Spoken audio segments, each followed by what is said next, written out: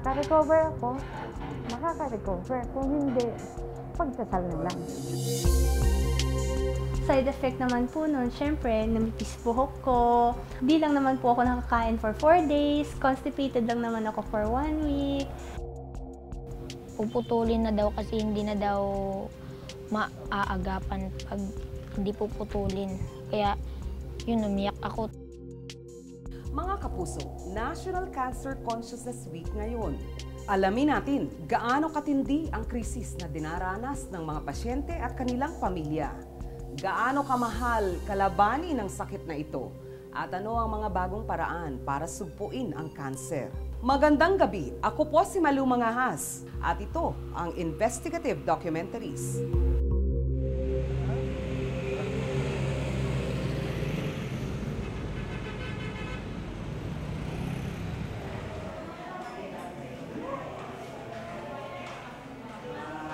Isang araw, habang ang lahat ng silula ay inaantok pa, bumabalagang dumating ang isang laksang silula na magaspang at matulis. Kami ang cancer kilabot, buong yabang nilang pakilala.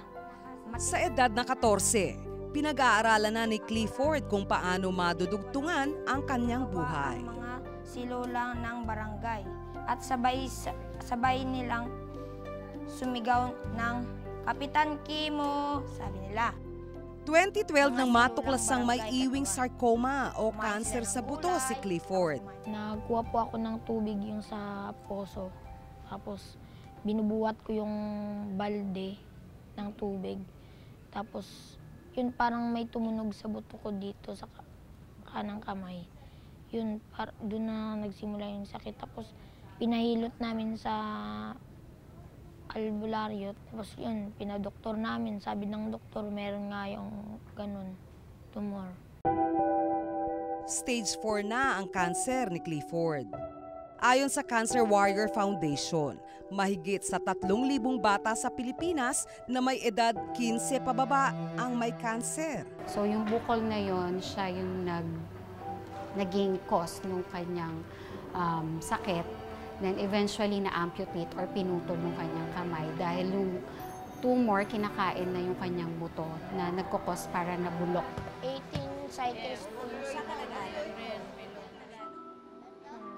Pebrero 2013 nang pinutol ang kanang kamay ni Clifford. Sabi ng doktor, dati lalagyan lang daw ng bakal. Tapos nung pagsabi ni doktor na puputulin na daw kasi hindi na daw maaagapan pag hindi puputulin. Kaya yun, umiyak ako. Grade 7 na dapat si Clifford pero huminto siya sa pag-aaral dahil sa sakit niya. 2 taon na mula nang tumigil siyang pumasok.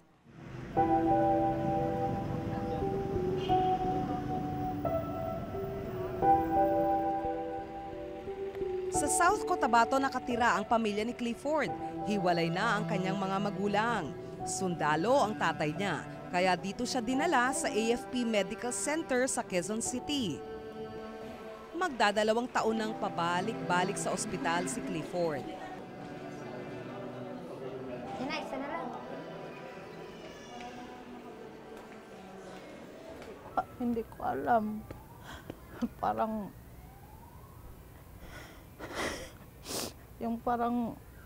naano yung, hindi ko na alam kung anong dapat kong gawin kasi mahirap lang kami.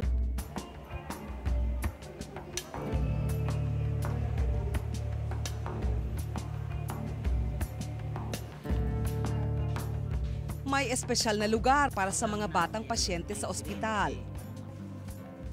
Dito ay pansamantalang nakakalimutan ni Clifford ang sakit niya.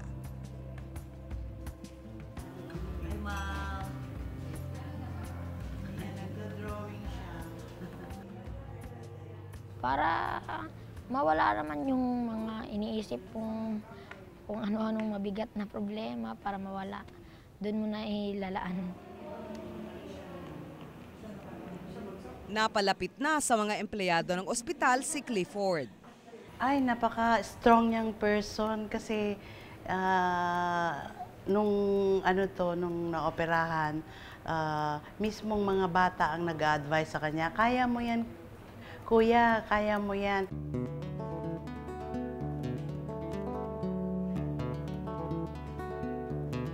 Sinikap ni Clifford na matutong magsulat gamit ang kanyang kaliwang kamay. Lord, salamat sa buhay namin. Sana pagalingin mo po ako. Bigyan mo pa po ako ng mahabang buhay. Sa iyo lang po ako nananalig. Mahal ko po kayo at ng pamilya ko. Salamat at sana bumalik na si Papa sa amin.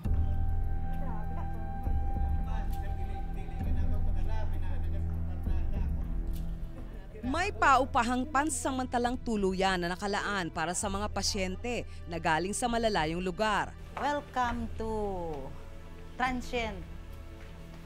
Ito ang bahay namin. Ito po yung rice cooker namin. Ito yung gamit namin. Ito po yung namin, mga gamit. 25 pesos kada linggo ang bayad sa pagtira nila rito.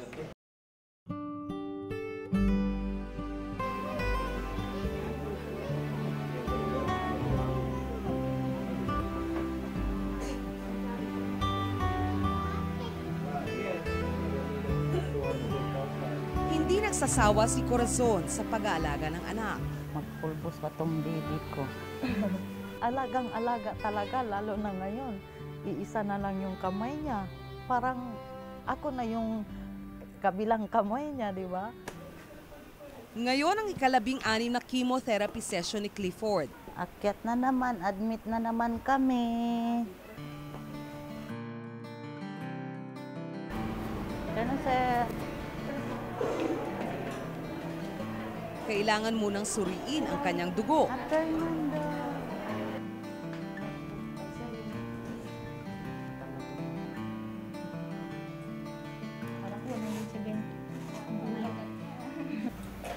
Takot ako kunan ng dugo.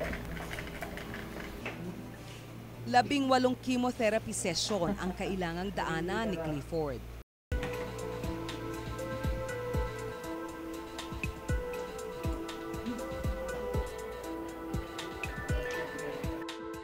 Halos 60,000 pesos kada sesyon ang chemotherapy. May PhilHealth ang ama ni Clifford pero hindi nila ito napakikinabangan. May tinatawag na Z-Benefit Package ang PhilHealth para ito sa mga may malalang sakit tulad ng cancer. Sa programang ito, sagot ng PhilHealth ang gasto sa ospital tulad ng kwarto ng pasyente, mga gamot, laboratory exams at bayad sa doktor. Pero ang sakit ni Clifford, hindi sakop ng programa. Yung criteria ay kailangan sigurong pag-isipan pa para mas maraming makapakinabang doon sa package na yun. Tumutulong ang Kite Foundation kay Clifford. Pero hindi namin kaya lahat eh. Hindi namin kaya lahat kasi ang dami rin humihingi ng tulong. So parang sana, di ba, na ang mabibigay na lang, yung pangpuno na lang. Nakiusap si Clifford na wag na munang kunan ng kamera ang proseso ng chemotherapy. Malungkot po pag ako lang po minsan dun sa kwarto po, tapos nagkikemo. Yun, kaya minsan naiiyak ako ganun. Kaya naman kapag may pagkakataon, sumasali si Clifford sa mga aktibidad ng Kite. Bukod sa siya ay nalilibang, marami rin siyang natututunan at nakikilala rito.